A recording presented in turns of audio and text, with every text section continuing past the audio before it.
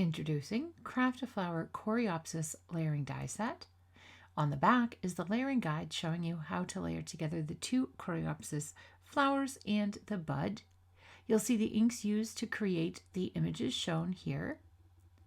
We'll have a look at the 11 dies that are included inside your set.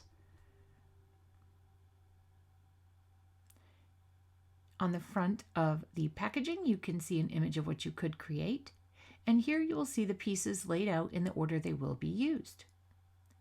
We will go ahead and get started with keyhole flower. Piece 1, we'll layer piece 2 using the keyhole, piece 3 with the keyhole, piece 4 with the keyhole, piece 5 with the keyhole. Then we'll use the outline of this to cover the keyhole design.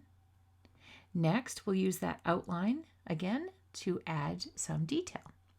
We'll use arrow piece 1 to layer piece 2, the arrow to layer piece 3, the arrow to layer piece 4, the arrow to layer piece 5. We'll use the outline of that to cover the arrow design, and then we'll add the detail layer using the outline of the flower as well. Next, we'll layer the little bud into the stem, and there are lines on the bud that will help us align the detail layer for the bud piece.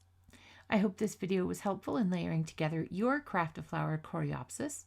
Here is some inspiration from our fabulous designers.